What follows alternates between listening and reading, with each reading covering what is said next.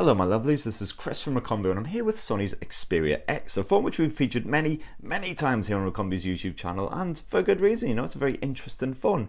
First launched almost a year ago now, and first emerged in the UK around summertime 2016, so we've been using it for about 8 months. And at first, when we first got our hands on it, we gave it 4.5 stars. So it's really good fun. Does does what you want it to do, but was also quite overpriced at around the sort of £400–450 mark, unfortunately.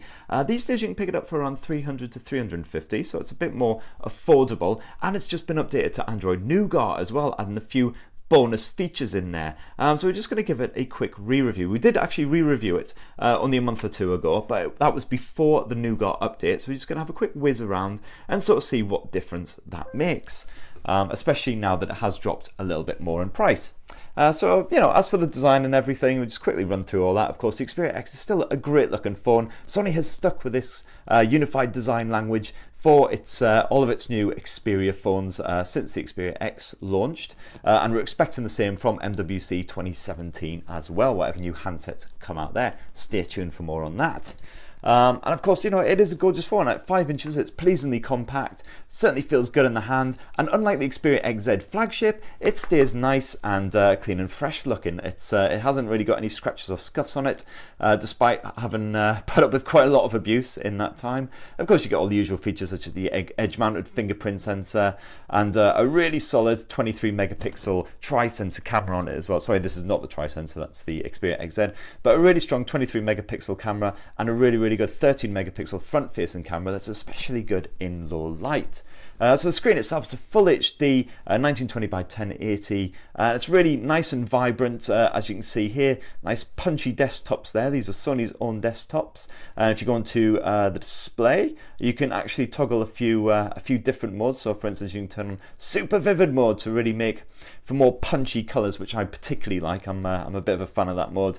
Then so you can see the likes of the YouTube logo and the rest, those reds and those blues and everything really stand out and brings your visuals to life, basically. And of course you get all the usual extra little bonus features thrown in there. There's lots of Sony stuff. So for instance, you can connect to your PS4 using the PlayStation app and use this either as a second screen or actually to remotely stream your gaming session, which is lovely. You get support for high-res audio and all the rest, as you see if you dive into the sound section. Audio settings, there you go, you've got all the clear audio and all the rest of it, and you can actually upgrade your standard tracks so they sound more high-res, which is lovely. But what about Android Nougat? What has that added to it? Well, you get a few extra bonus little features. So for instance, in the notifications menu, you can now quickly edit that and you can actually reply directly to messages via the notifications menu, which is lovely if you've just got to want to say yes or no to something really quick when you're on the move. So that's definitely a worthy feature indeed. You head to the app section, you see you've now got a clear all, which is lovely because before you'd have to do lots of swiping. And you can also now do a bit of multitasking, which is our own personal favourite. So for instance, say you're browsing a bit of, I don't know, say recombo.com/mobile, just having a bit of a look there. Oh, some very interesting articles. All you need to do, oh God, I've screwed that up, haven't I? Good job. Good job as always, asshole. Just hit the recent apps button and there you go. You're immediately into split screen mode. You can change exactly where the split occurs, and you can bring up something else, say YouTube. Yeah, let's have a bit of that. Maybe a bit of the Recombo YouTube channel. Yeah, let's have a bit of that. That's a lovely thing to have. Oh, god damn you, Wi-Fi! I hate you.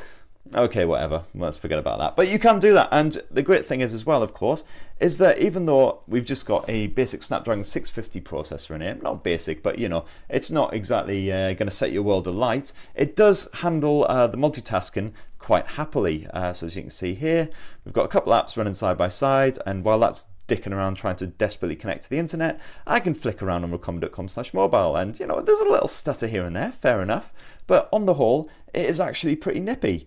God damn this Wi-Fi. Sorry. I apologise for the crapness of my internet in general. But you get the idea, and it does work absolutely perfectly, and yeah, it does the job nicely. You also get like Google's doors feature as well, which is supposed to increase battery life in general by regulating the background use of apps, for instance. So they haven't noticed much of a change since I've updated to Android Nougat. I still get a full 24 hours of use. So exactly what I did when I originally reviewed the Xperia X. So it definitely hasn't degraded in any way. Probably helped in part by the awesome battery tech. But unfortunately, it doesn't seem to have improved matters either. So you can expect around 24 hours from, you know, regular everyday use. If you want to stream a bit of your PS4 action or some YouTube or something like that, it'll obviously die a bit sooner. But yeah, I still love Sony's unified design language. You know, this is one of the few phones where I've actually kept the same theme in the backgrounds the whole time I've used it. I haven't bothered to stick any random other desktops on it because I love all this RT swishy stuff, and you know, the settings, the menus in general, all very, very good indeed. So yeah, the Sony Xperia X, £300, £350. It's still undercut by some rivals like the Lenovo P2, for instance, which allows you to, it gives you full HD visuals just like the Xperia X. You get solid performance from it. You get 3 days of battery life from it because it's got a 5,100 milliamp cell in it. So there are some rivals out there for around the £200 mark, which deliver a really good experience as well, although the P2 hasn't been updated to Android Nougat yet, so the Xperia X has an advantage in that area. But yeah, and of course, if you bump up your budget a little bit more, you can get the likes of the OnePlus 3T for £400, which is an excellent phone. Blistering performance. It'll definitely not show the same levels of stuttering that the Xperia X does.